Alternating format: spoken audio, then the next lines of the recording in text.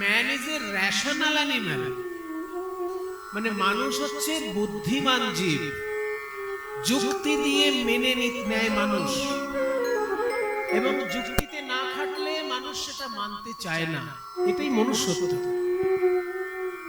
তাহলে আমরা যে আমাদের পূর্বপুরুষের উদ্দেশ্যে শ্রদ্ধা জ্ঞাপন করি সেটা আমাদের কর্তব্য, কারণ আমরা মানুষ।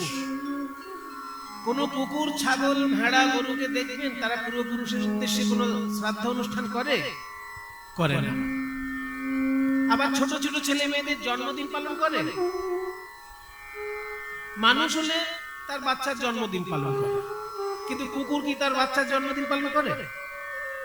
মনে করুন কুকুরটা গত বছর এই বাচ্চার জন্য, তার মা বাবা এই বছরে কি কেক নিয়ে আসবে?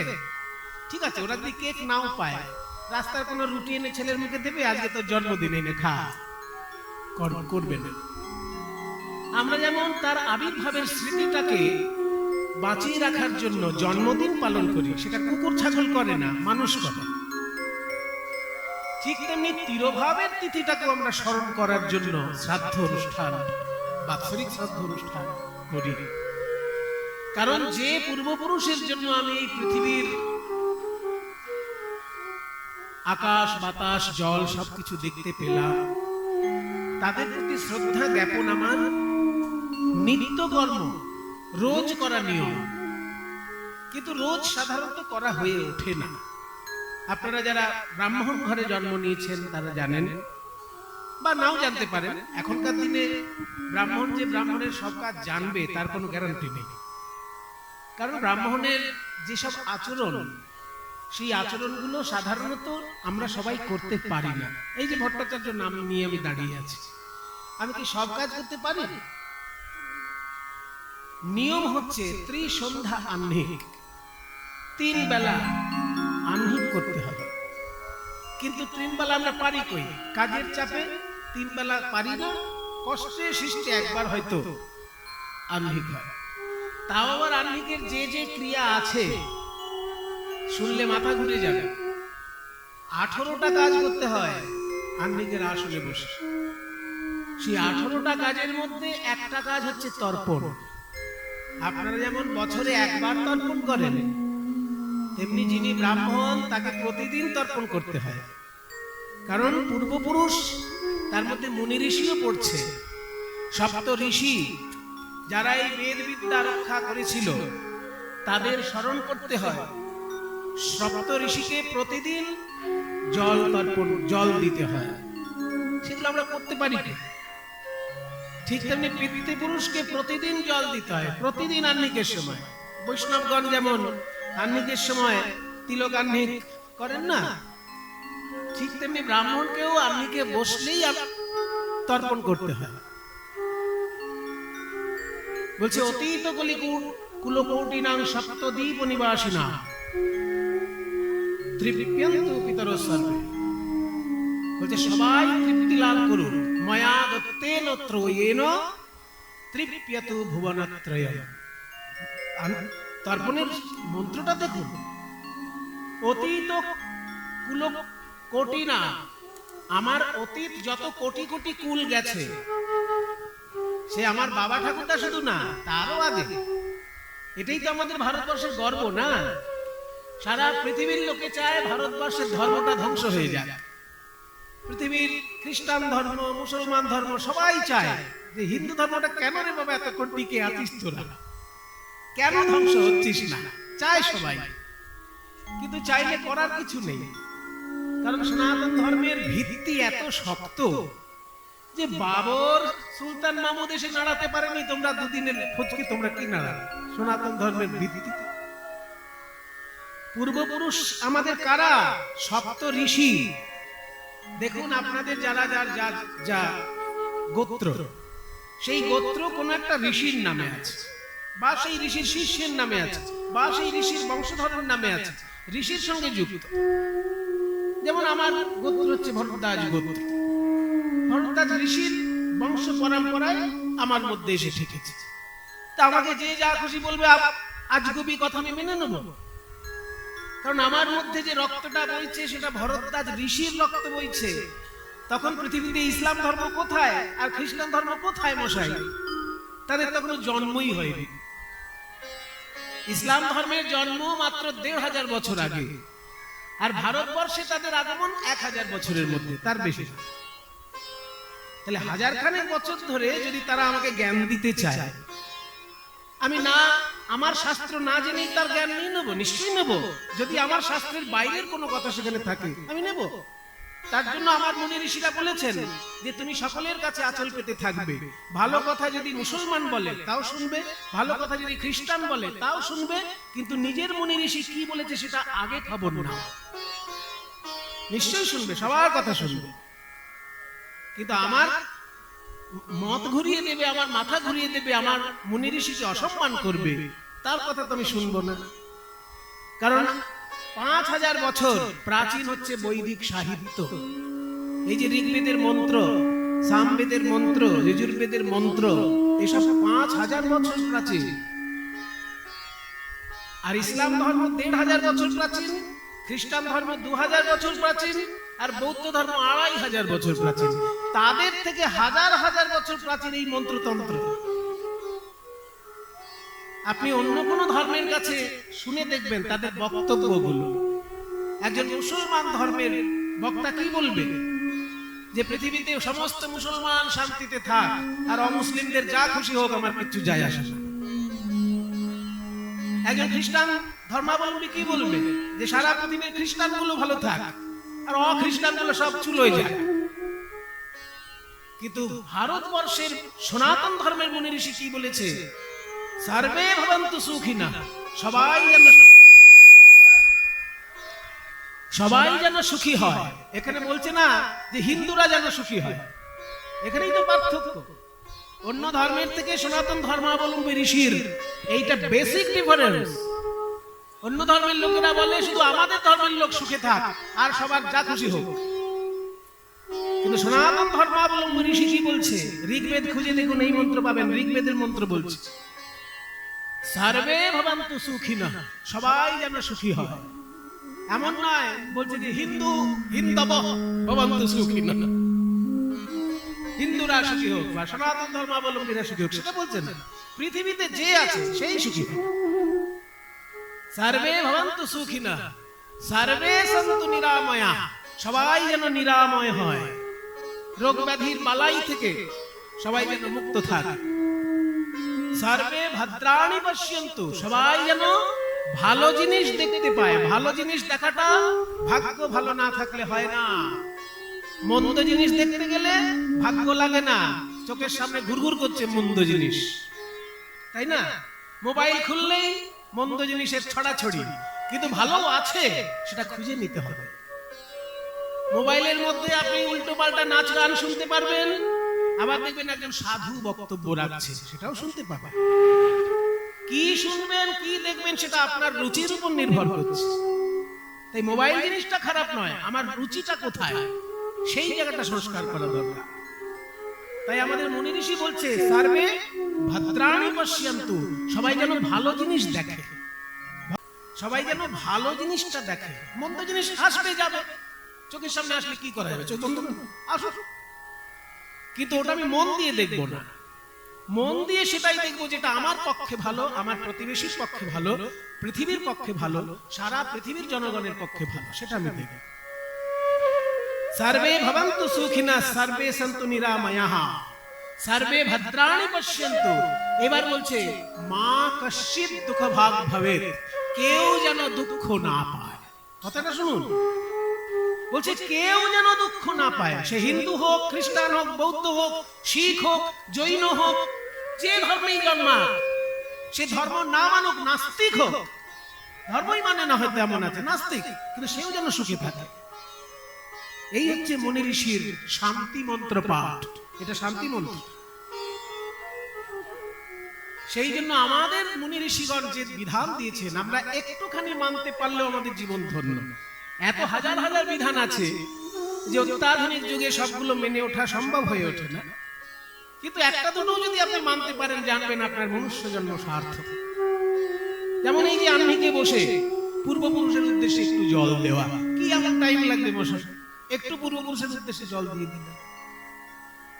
বলছে অতীত কুলকোটিনাং সপ্তদ্বীপ নিবাসিনাম, সবাই যেন তৃপ্যন্তু পিতরঃ সর্বে, আমার পুরুষ পুরুষগণ এবং সপ্তদ্বীপ ধরে যারা বাস করছে সবাই তৃপ্যন্তু পিতরঃ সর্বে ময়া দত্তেন তয়েন তৃপ্যতু ভুবনত্রয়ম, আমার দেওয়া এই জলের মাধ্যমে ত্রিভুবন যেন শান্তি পায়। বললো না যে শুধু পৃথিবীর লোকেরা, বলে স্বর্গের দেবতারাও যেন আমার এই জল গ্রহণ করে, পাতালে যদি কেউ কষ্ট পায় সেও যেন আমার এই জল গ্রহণ করে, শান্তি পায়, শান্তি পায়। এবার অনেকে বলতে পারেন আমার বাবা যদি থাকে স্বর্গে আর আমি এখান থেকে একটু জল দিয়ে দিলাম, এই এক বিন্দু জলে বাবার শান্তি হবে? বলতেই পারেন। একটু আগেই বলেছি যে মানুষের মন হচ্ছে যুক্তিবাদী।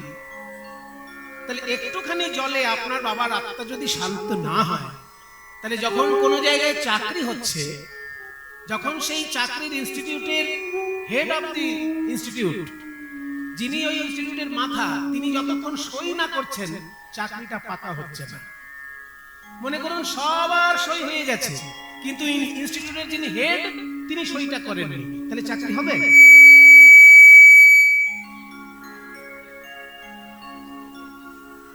তাহলে একটা সই করতে কতটুকু কালি লাগে?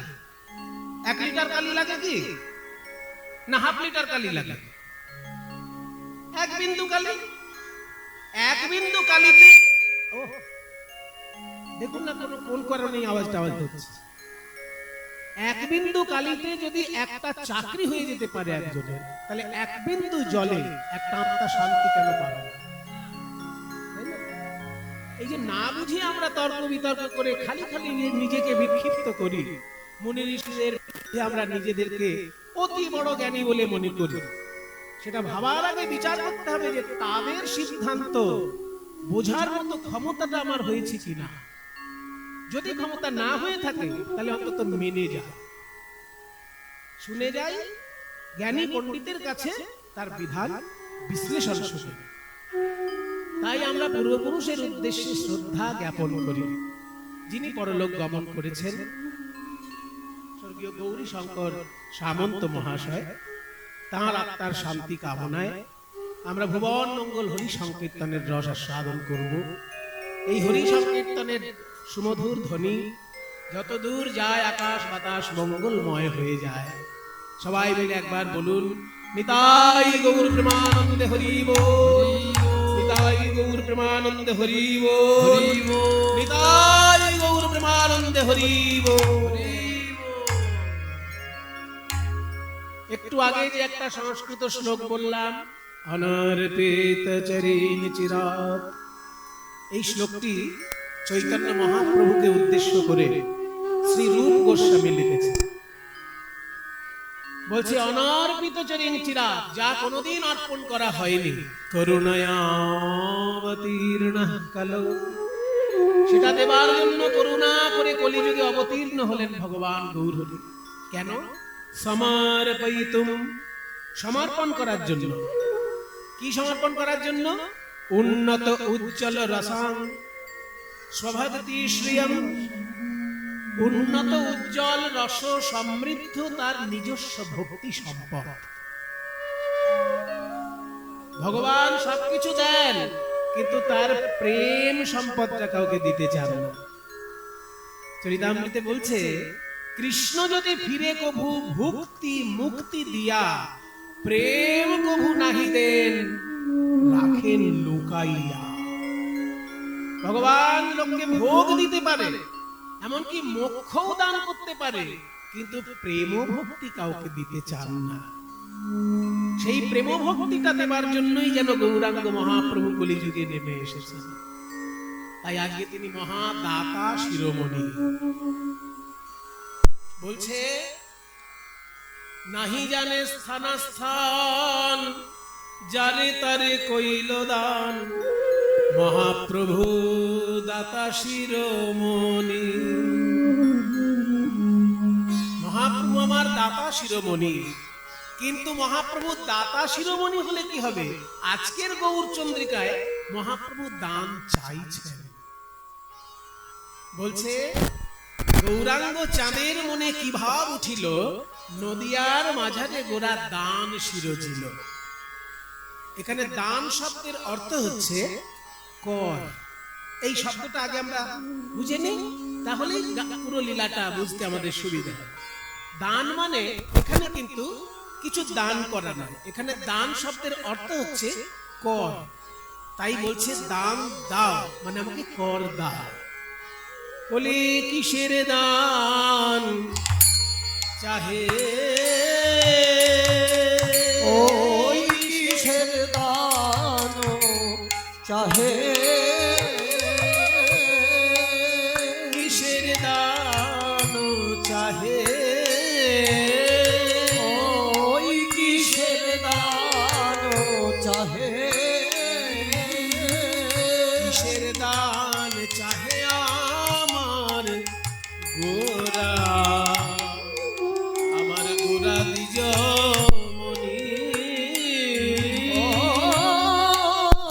কিসের দান চাহে, কিসের দান চাহে আর গোরা, আমার গোরা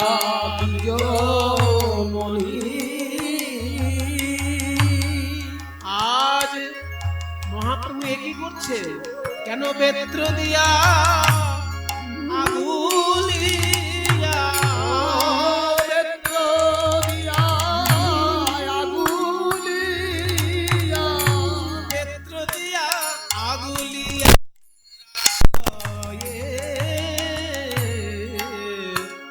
রাখয়ে তরুণী।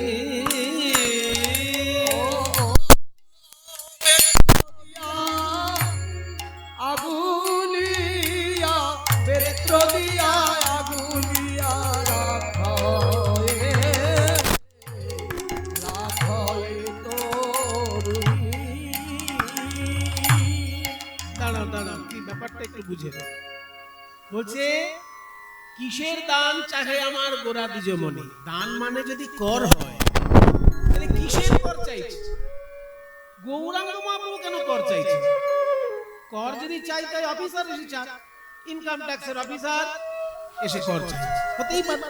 তো মহাপ্রভু কি ইনকাম ট্যাক্স ডিপার্টমেন্টে চাকরি করে যে এসে রাস্তায় বলবে আমাকে ট্যাক্স দাও?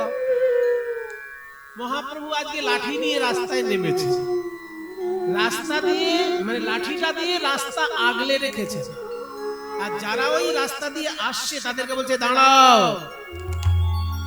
যেখানে যাচ্ছ পরে যাবে, আগে আমাকে কিছু দান করো। বলে কি দান? কর দান করো। হ্যাঁ, ভিক্ষা চাইলে ভিক্ষা চাও, কর কেন চাইতে? ভিক্ষা চাইলে দেওয়া যায়, কিন্তু ট্যাক্স যদি যে সে চায় তাকে দেওয়া যাবে? ভিখারি হাত পেতে বলতেই পারে দুটি ভিক্ষা দিন মা, দিয়ে দিলাম 2 টাকা। কিন্তু ভিখারি যদি বলে ট্যাক্স দিন, একটা থাপ্পড় দিতে ইচ্ছে করে না? ওটা তুই বুঝিস ট্যাক্স মানে কি? তো পয়সা চাইছো পয়সা চাও, কর চাইছি কেন বলছি? আগে বুঝাও। নিমাই, তুমি কি করের কোন সরকারি কর্মচারী যে তুমি সে কর চাইছো আমাদের কাছে? কর মহাপ্রভু কেন চাইছেন এটা জানতে গেলে আমাদের একটু গভীরে প্রবেশ করতে হবে। আমি কেন কর চাইছি জানো? সরকার যখন তোমাদের কাছে কর চায়, তোমরা দিতে বাধ্য থাকো। কর দিতে কারোর ভালো লাগে না, মানে না দিয়ে উপায় নেই, সেই জন্য কর দেয় লোকে, তাই না? কর জিনিসটা সরকার আমাদের থেকে কিভাবে নেয়? নানান ভাবে নেয়। আপনি যদি কিছু আয় করেন, আপনার থেকে ইনকাম ট্যাক্স নেবে। আপনি যদি কিছু বিক্রি করেন, তাহলে সেল ট্যাক্স নেবে। আবার আপনি যদি কিছু কেনেন, সেখানে জিএসটি নেবে। যা কিনবেন তার জন্য ট্যাক্স নিয়ে নেবে। গাড়ি কিনলেও ট্যাক্স, চাল ডাল কিনলেও ট্যাক্স, তবে কম বেশি আছে। যদি গাড়ি কেনেন, সোনার গয়না কেনেন, সেক্ষেত্রে ট্যাক্সটা বেশি নেবে। আর চাল ডাল নুন তেল এগুলো কিনলে একটু ট্যাক্স কম নেবে, কিন্তু নেবে। জিএসটির মাধ্যমে ট্যাক্স নিচ্ছে, আবার ইনকাম ট্যাক্স নিচ্ছে। আবার যখন বড় রাস্তায় গাড়ি চলছে, সেখানে টোল ট্যাক্সও নিচ্ছে। নানান ভাবে সরকার আমাদের কাছ থেকে কর নিচ্ছে। নিক, কারণ এত লোকের চাকরির মাইনে দিতে হবে, কোথাও যুদ্ধ বাঁধলে অস্ত্র কিনতে হবে। তখন কি আপনার কাছে একটা অস্ত্র চাইলে আপনি কিনে দেবেন? যদি বলেন পাকিস্তানের সঙ্গে যুদ্ধ হবে, একটা ট্যাঙ্কার কিনতে হবে, দাও 10 কোটি টাকা, কে দেবে মশাই? ভারতের জন্য সারাক্ষণ কেঁদে কেঁদে অস্থির হবে, কিন্তু যদি বলে একটা ট্যাঙ্ক কিনতে হবে, টাকা দাও, দেবে না কেউ। সেজন্য ট্যাক্স নিতেই হবে। যুদ্ধের জন্য অস্ত্র কিনতে হবে, বিদ্যালয়গুলো চলছে, বিদ্যালয় চালাতে হবে, হাসপাতালগুলো গরিব মানুষের সেবা চলছে, হাসপাতাল চালাতে হবে, ইউনিভার্সিটি কলেজ সব চালাতে হবে, সব কিছুর জন্য ট্যাক্স নিচ্ছে সরকার, নিক। কিন্তু মহাপ্রভু নেবে কেন? এইখানে আপত্তি। সরকার যত খুশি ট্যাক্স নিচ্ছে, মহাপ্রভু হাত পেতে কেন বলবে যে আমায় কর দাও? মহাপ্রভু বলছে, আমি কিসের জন্য কর চাইছি জানো? কিসের জন্য চাইছো বলো? এই যে তোমরা পয়সা খরচা করে বাড়ি বানাও, তার জন্য সরকার যদি কর চায় তাকে দিয়ে দাও। কিন্তু ভগবান যে তোমাকে একটা সুন্দর দেহরূপী বাড়ি বানিয়ে দিয়েছে, এই দেহরূপী বাড়ি, তার জন্য কি ভগবানকে তুমি কোনোদিন কর দিয়েছো? তুমি বাড়ি বানাচ্ছ, সরকার ট্যাক্স নিচ্ছে, কিন্তু ভগবান তোমাকে দেহরূপী বাড়িটা বানিয়ে দিয়েছে, তার জন্য ক টাকা ভগবানকে ট্যাক্স দিয়েছো বল? আর এই ইট পাটকেলের বাড়ি আর রক্তহাড় মাংসের বাড়ি, এই দুটো বাড়ির মধ্যে পার্থক্য কি? অনেক পার্থক্য। ইট পাটকেলের বাড়ি তুমি কাঁধে করে বয়ে নিয়ে যেতে পারবে, কিন্তু এই রক্তহাড় মাংসের বাড়িটা তুমি নিয়ে ঘুরে বেড়াচ্ছ, যেখানে খুশি এই বাড়িটাকে নিয়ে চলে যাচ্ছে। আবার বুকে একখানা এমন পাম্প মেশিন বসিয়ে দিয়েছে যার নাম হার্ট, হৃৎপিণ্ড। সেটা চালাতে গেলে যে কারেন্ট লাগবে সেটাও বাইরে থেকে নিচ্ছে না, সে কারেন্ট ভিতরেই তৈরি হচ্ছে। তাহলে সমস্ত কিছু খরচা টরচা করে ভগবান তোমাকে একটা সুন্দর বাড়ি বানিয়ে দিয়েছে, আর তুমি তাকে ক টাকা ট্যাক্স দিলে বলো? আমি বাড়ি বানালে সরকারকে ট্যাক্স দিই, কিন্তু ভগবান আমাকে দেহ বাড়ি বানিয়ে দিয়েছে, তার জন্য তো কোনোদিন ট্যাক্স দেওয়া হবে। আচ্ছা, ক টাকা ট্যাক্স লাগবে বলো? এইবার লাইনে এসো, ক টাকা ট্যাক্স লাগবে জিজ্ঞেস করলে তো? এইবার আমাকে বলো, তোমার আছে কত আর দেবে কত? তুমি কত বছর ফাঁকি দিয়েছো সেইটা আগে দেখো, তারপরে হিসেব করবে। এখন তোমার বয়স কত? 70 বছর। তাহলে জন্ম থেকে 70 বছর অবধি ফাঁকি দিয়েছো। আচ্ছা, আগের জন্মে তোমার কটা জন্ম গেছে সে তো জানি না। যদি আগে তোমার 100টা জন্ম গিয়ে থাকে, তাহলে 100টা জন্ম ফাঁকি দিয়েছো। এই জন্ম জন্মান্তরের ট্যাক্স যদি ধরা হয়, তাহলে কত টাকা হতে পারে? ওরে বাপ, এত বড় ট্যাক্স, এই তো মাথা ঘুরে যাচ্ছে, হিসেব করা যাবে না।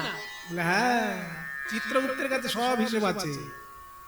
শুনে না, টাকা দিয়ে ভগবানের ট্যাক্স তুমি কোনোদিন শোধ করতে পারবে না। তুমি কি করবে? ট্যাক্স যখন দেওয়ার ক্ষমতা থাকে না, তখন সরকারকে বাড়িটাই ছেড়ে দিতে হয়। মনে করুন একটা বাড়ি সারা জীবন ট্যাক্স ফাঁকি দিয়েছে, হঠাৎ সরকার খবর নিল এই বাড়িটা সারা জীবন 4 পুরুষ ধরে ট্যাক্স দিচ্ছে না। তখন সরকারের লোক এসে হিসাব করবে না যে 4 পুরুষ ধরে ট্যাক্স দেয়নি, দেখো তো কত হয়েছে? বলে ট্যাক্স হয়েছে 20 লাখ টাকা। বাড়ির দাম কত? 5 লাখ টাকা। বাড়ির দাম 5 লাখ, কিন্তু ট্যাক্স হয়ে গেছে 20 লাখ। তখন সরকার বলছে, হয় ট্যাক্স দাও না বাড়ি ছাড়ো। আপনি কোনটা করবেন? 20 লাখ টাকা ট্যাক্স দেবেন না বাড়িটা ছেড়ে দেবেন? বলে কে বাবা 5 লাখের বাড়ির জন্য 20 লাখ ট্যাক্স দিতে চায়? 20 লাখ টাকা দেওয়ার দরকার বাবা, বাড়িটাই ছেড়ে দাও সরকারকে। ওই জন্যই তো ভগবান বলছে, দেহদান দেহদান দেহদান দেহদান, তোমার দেহ আমায় করো দান, দেহদান দেহদান, তোমার দেহ আমায় করো দান, দেহদান দেহদান। জন্ম জন্মান্তরে তুমি ফাঁকি দিলে, সেই ফাঁকি শোধ করার জন্য তোমার এত পয়সা নাই যে ভগবানকে তুমি কর দিতে পারবে। তাই ভগবানের তৈরি দেহ বাড়িটাই ভগবানকে দিয়ে দাও। দেহদান দেহদান দেহদান দেহদান, বলে গৌর ভগবান, দেহদান দেহদান, বলে গৌর ভগবান, দেহদান দেহদান। নিমাই, তোমার যুক্তির কাছে আমরা সবাই মাথা নিচু করছি। তুমি যা বলছো একটা কথাও কাটতে পাচ্ছি না। তুমি ঠিকই বলেছ, আমরা বাড়ি বানালে সরকারকে ট্যাক্স দিই, কিন্তু ভগবান আমাকে দেহ বাড়ি বানিয়ে দিয়েছে, তার জন্য ট্যাক্স দিইনি, দেব। জন্ম জন্মান্তরে ফাঁকি দিয়েছি, তার জন্য এত বেশি টাকা হয়ে গেছে যে টাকা দেওয়া সম্ভব নয়। তাই দেহ বাড়িটাই ভগবানকে দেব, আপাতত তোমাকে দেব। কিন্তু তোমার কাছে আমরা জানতে পারি নিমাই, আমাদের এই দেহটা নিয়ে তুমি কি করবে। মনে করো আমাদের দেহটা তোমায় দিয়ে দিলাম নিমাই, দেহটা নিয়ে তুমি কি করবে? মনে করুন সরকার যদি কারোর বাড়ি কেড়ে নেয় ট্যাক্স দিতে পারেনি বলে, তাহলে সরকার সেই বাড়িটা নিয়ে কি করে? হয় সেটাকে একটা স্কুল বানিয়ে দেবে, আর তা নাহলে সেটাকে একটা হাসপাতাল বানিয়ে দেবে, কিংবা সরকারি কোনো অফিস বানিয়ে দেবে। কারোর বাড়ি যদি সরকার নিয়ে নেয়, সেটা হাসপাতাল বানিয়ে দিতে পারে, স্কুল বানিয়ে দিতে পারে, মানে জনকল্যাণমূলক কোনো কাজে লাগিয়ে দেবে বাড়িটা। তাহলে তুমি যে আমার দেহটা চাইছো নিমাই, আমার দেহটা নিয়ে তুমি কি করবে? আমি তোমাদের দেহ নিয়ে কি করব জানো? এই নরদেহ কত মূল্যবান জানো? 84 লক্ষ জনি ভ্রমণ করি একাকিনী, নরদেহ বপু খানি কৃষ্ণ ভজিবার তরে। 84 লক্ষ জন্ম, 84 লক্ষ বার মৃত্যু, ঘুরে ঘুরে এই নরজন্ম পাওয়া যায়। সেই নরজন্ম পেয়েছো যখন তোমরা আমায় দাও, আমি কি করব জানো তোমাদের দেহ নিয়ে? তুণ্ডে তাণ্ডবিনিরতিং বিতনুতে। আহা, এই শ্লোকটিও রূপ গোস্বামীর লেখা, কি সুন্দর অর্থ দেখুন। তুণ্ডে তাণ্ডবিনিরতিং বিতনুতে তুণ্ডাবলি লব্ধয়ে कर्णक्रोडि कडम्बिनि घटेति कर्णाम्बिभ्यस्पृहाम् चेतो प्राङ्गण संगिनि विजयति सर्वेन्द्रियाणां कृतिम् नो जाने जनिता कियद्भिरमृतैः कृष्णेति वर्णाद्वयि। বলছে এই কৃষ্ণ নামে এত মধু আছে। কৃষ্ণ এই দুটি অক্ষরের মধ্যে এত মধু আছে যে তুণ্ডে তাণ্ডবে নিরতিং বিতনুতে। তুণ্ড মানে জিহ্বা, জিহ্বা যদি একবার কৃষ্ণ নাম বলে তাহলে নৃত্য করে যে আরো বলবো আরো বলবো আরো বলবো। কান যদি একবার কৃষ্ণ নাম শুনে লক্ষ লক্ষ বার কৃষ্ণ নাম শুনতে চায়। আর কৃষ্ণ নাম যদি একবার হৃদয়ে প্রবেশ করে সকল ইন্দ্রিয় কৃষ্ণময় হয়ে যায়। না জানি কৃষ্ণ নাম দুই অক্ষরে কত মধু ঢালায় আছে। ওগো কলিজীব, এই কৃষ্ণ নাম দুই অক্ষরে এত মধু যে আমি একবার বলে আশা মেটে না। তাই তোমাদের দেহগুলো যদি আমাকে দাও তাহলে তোমাদের জিহ্বা দিয়ে আমি কৃষ্ণ নাম বলবো, তোমাদের কর্ণ দিয়ে আমি কৃষ্ণ নাম শুনবো। শুধু দেহগুলো আমাকে দাও, আমি সেই দেহেতে কৃষ্ণ নাম বলবো আর শুনবো। বলি আমি নাম শুনবো, তখন আমি নাম শুনবো। তোমাদের কর্ণ দিয়ে আমি নাম শুনবো।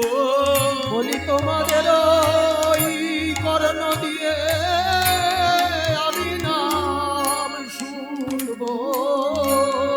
আমি নাম গাইবো, তখন আমি নাম গাইবো। তোমাদের জিহ্বা দিয়ে, তখন আমি নাম গাইবো। তোমাদের জিহ্বা দিয়ে আমি নাম গাইবো। তোমাদের জিহ্বা দিয়ে তোমাদের হৃদয় মন্দিরে বসে তোমাদের ওই জিহ্বা দিয়ে মন্দিরে বসে, ওই তোমাদের ওই জিহ্বা দিয়ে মন্দিরে বসে, তোমাদের ওই জিহ্বা দিয়ে মন্দিরে বসে, তখন আমি নাম গাইবো। আমি নাম গাইবো। তোমাদের হৃদয়ে বসে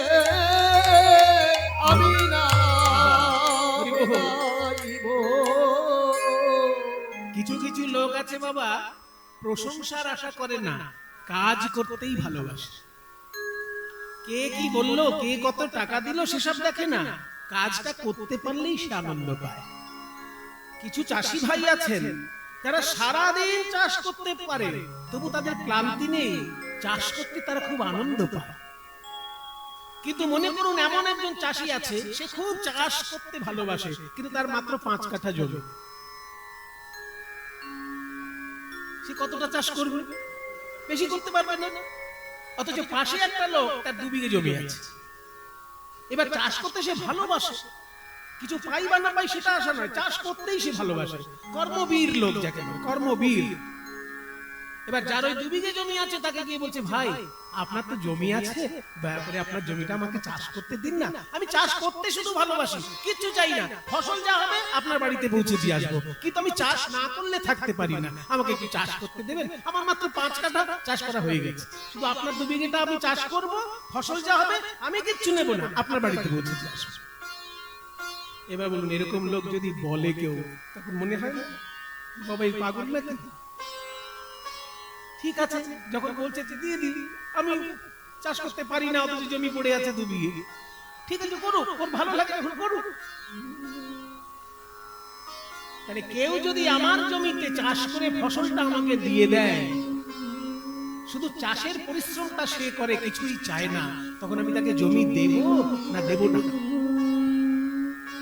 নিশ্চয়ই দেব। তাই মহাপ্রভু বলছেন, তোমাদের দেহগুলো আমাকে দাও, তোমাদের জিহ্বা দিয়ে আমি কৃষ্ণ নাম গাইবো, তোমাদের কর্ণ দিয়ে আমি কৃষ্ণ নাম শুনবো, পুণ্য যদি কিছু হয় তোমাদেরকে দিয়ে দেব।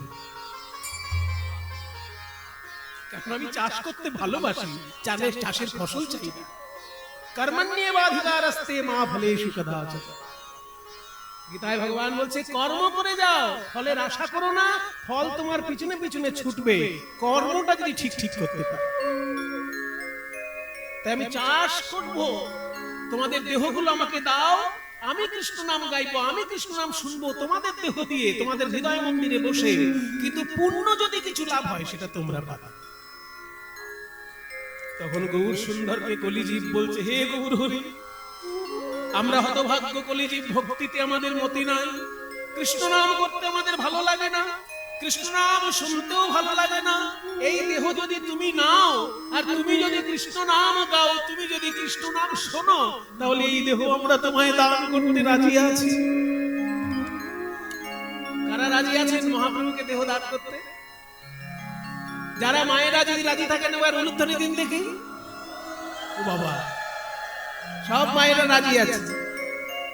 সত্যিই তো, আমাদের কিছু করতে হবে না, মহাপ্রভু নাম গাইবেন, দেহটা আমাদের ব্যবহার করবেন, করুন। আচ্ছা বাবারা, আপনারা রাজি তো মহাপ্রভুকে দেহ দান করতে? একবার বাহু তুলে হরি বল বলুন দেখি। বাহ, খুব ভালো, সবাই মিলে রাজি আছে।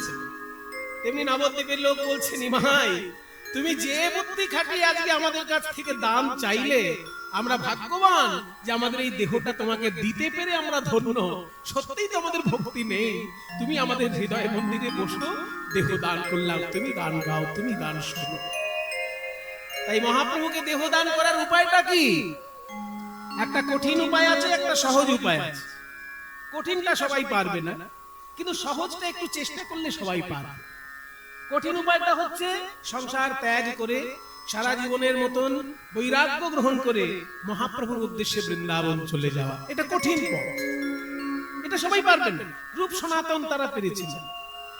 আর সহজ পথ হচ্ছে এই সংসারেই বাস করে, সংসারে সমাজে সমস্ত দায় দায়িত্ব পালন করে, যখনই কীর্তনের আসরে আসবেন, কীর্তন শুনতে বসবেন, মনে মনে ভাববেন, এই যে বসলাম এই পর্যন্ত আমার দায়িত্ব, কীর্তন শোনা আমার কাজ নয়, ওটা মহাপ্রভু আমার হৃদয় মন্দির থেকে উনি শ্রবণ করবেন।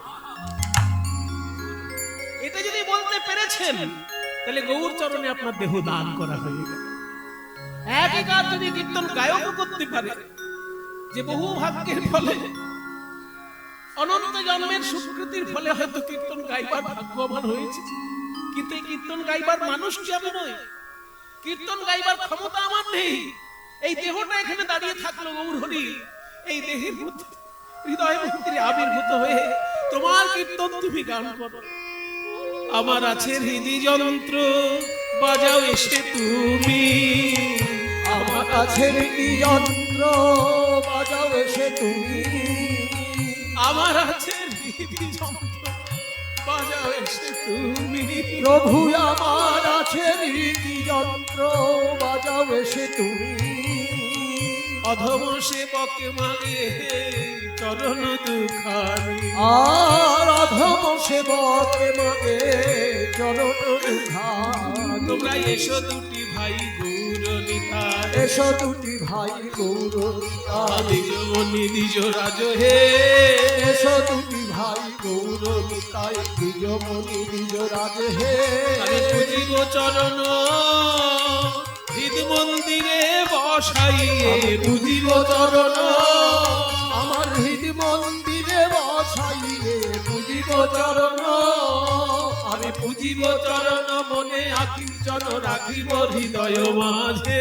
আমি পুজিব চরণ মনে আকিঞ্চন রাখিব হৃদয় মাঝে। তোমার রাঙা চরণ আমি পূজা করিব। তোমার রাঙা চরণ আমি পূজা করিব। আমার হৃদ মাঝারে বসাইয়ে রাঙা চরণে পূজা করিব। আমার হৃদ মাঝারে বসাই। আমার মন তুলসী নয়ন জলে হৃদ মাঝারে বসাইয়ে। মন তুলসী নয়ন জলে হৃদ মাঝারে বসাইয়ে। মন তুলসী নয়ন জলে রাঙা চরণ আমি পূজা করিব। আমার আছে হৃদি যন্ত্র, বাজাও এসে তুমি। অধম সেবকে মাগে চরণ দুখানি। এই হচ্ছে দেহদান। যদি শ্রোতাবন্দী ভাবে যে আমার এই দেহটা বসলো, আমার হৃদয় আলো করে গৌর হরি কীর্তন শ্রবণ করুন, তার দেহদান হল।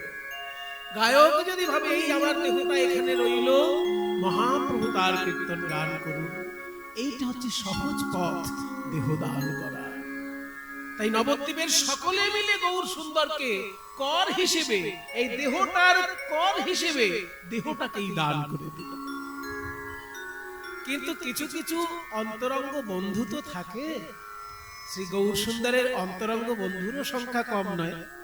তাদের মধ্যে গদাধর আছে, বাসুদেব ঘোষ আছে। তারা কাছাকাছি এসে বলছে, গৌর হরি, এই কর আদায় করার ছলনায় তুমি এই যে তত্ত্ব শিক্ষা দিলে, এই ব্যাপারটা কি আমাদেরকে বলো। তুমি তো অন্যভাবেও বলতে পারতে যে তোমাদের হরিনাম করা উচিত, কৃষ্ণ লীলা গাওয়া উচিত, কৃষ্ণ নাম গাওয়া উচিত, এগুলো ভাবে বলতে পারতে। কিন্তু এই কর আদায় করার ছলনায় যে তুমি আমাদেরকে তত্ত্ব শিক্ষা দিলে, কেন করলে এটা? কেন করলাম কাউকে বলো না। আমি যখন দাপর যুগে কৃষ্ণ ছিলাম, তখন গোপীদের সঙ্গে এই কর আদায় করার ছলনায় একদিন রসিকতা করেছিলাম। গোপীদেরকে বলেছিলাম, এই যে তোমরা দধি দুগ্ধ ঘৃত ঘোল মথুরার বাজারে বিক্রি করতে যাও, অনেক অনেক লাভ করো, আর সেই টাকায় বাড়ি গাড়ি করে নিচ্ছ, কিন্তু সরকারকে কর দিচ্ছ না, আমাকে কর দাও। এই রসিকতা করেছিলাম গোপীদের সঙ্গে, সেইটা আজকে আমার মনে পড়লো। তাই কর আদায় করার ছলনায় আজকে আমি তত্ত্ব শিক্ষা দিলাম। কৃষ্ণ অবতারে আমি এইভাবে সাধিয়াছি রাম। এই কৃষ্ণ অবতারে আমি এইভাবে সাধিয়াছি দান। আছে ভাব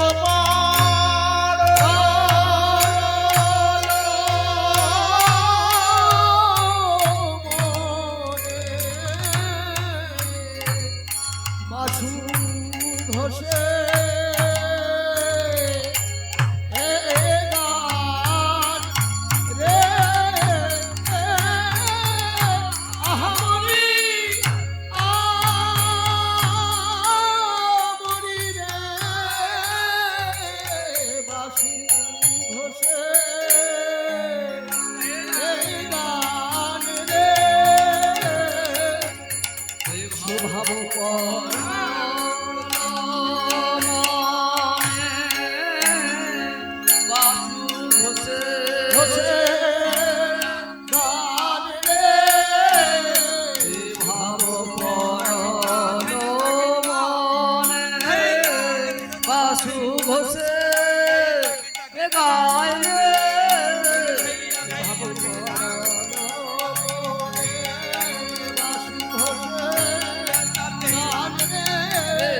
ভাব পরল মনে বাসু ঘোষে গান রে সে ভাব পরল মনে বাসু ঘোষে গান রে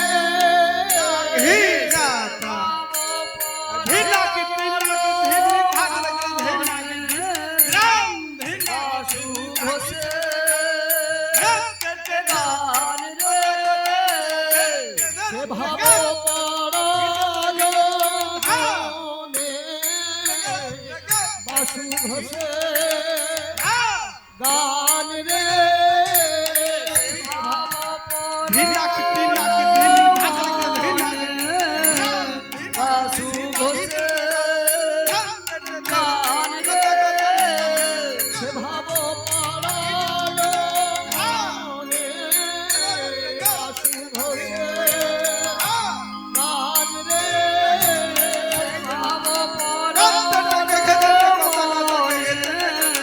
বাসু ঘোষে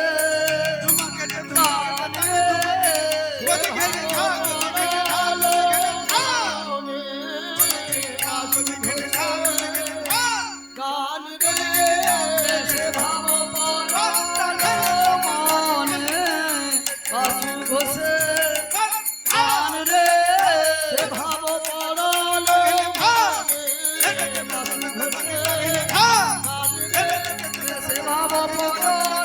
মনে বাসু ঘোষে গান রে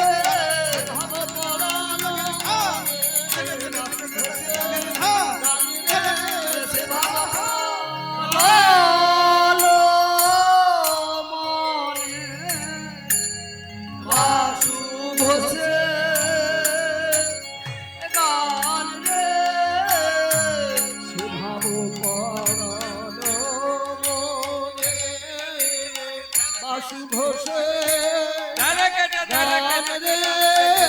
সে ভাব পরল মনে বাসু ঘোষে গান রে ভাব পরল সে ভাব পরল মনে বাসু ঘোষে গান রে সে ভাব পরল মনে বাসু ঘোষে গান রে ভাব পরল মনে বাসু ঘোষে গান রে ভাব পরল মনে বাসু ঘোষে গান রে সে ভাব পরল মনে বাসু ঘোষে গান রে সে ভাব পরল পরল মনে বাসু ঘোষে গান রে সে ভাব পরল সে ভাব পরল সে ভাব পরল মনে বাসু ঘোষে গান রে সে ভাব পরল মনে বাসু ঘোষে গান রে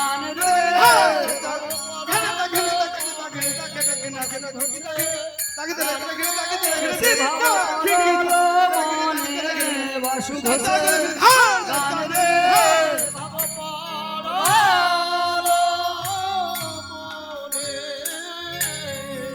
বাসু ঘোষে গান রে সে ভাব পরল মনে বাসু ঘোষে গান রে বাসু ঘোষে গান রে সে ভাব পরল মনে বাসু ঘোষে গান রে ভাব পরল মনে বাসু ঘোষে গান রে সে ভাব পরল মনে বাসু ঘোষে গান রে ভাব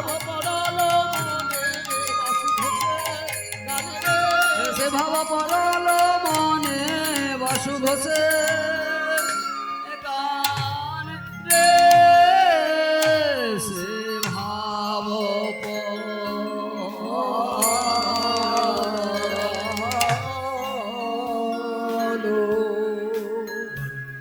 नंद ब्रज स्त्रीणां पादरेणुमभिक्षनाश व्यासां हरिकथोदिनति भुवनत्रयम् वन्दे नन्दव्रजस्त्रीणां पादरेणुमभिक्षनाश व्यासां हरिकथोदिनति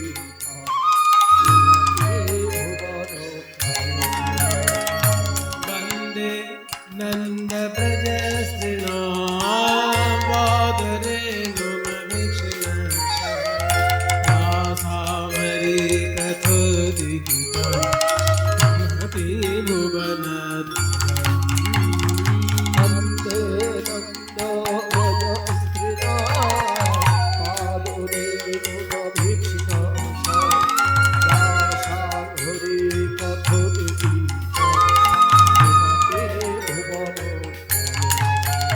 हर हरि नयन भरि हर हरि हर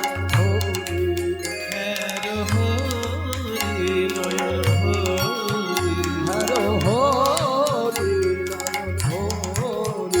गोपी बल्लभ राधा मदन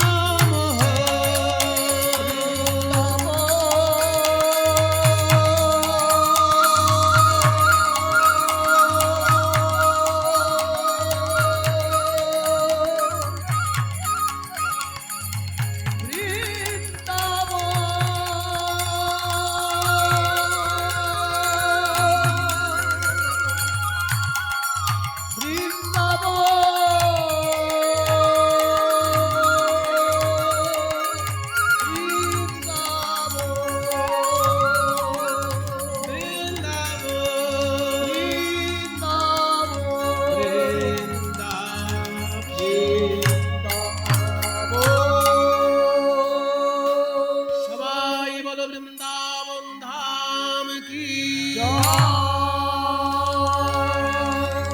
রাধা রানী কি গোস্বামী বৃন্দ কি নিজ নিজ শ্রী গুরু মহারাজ কি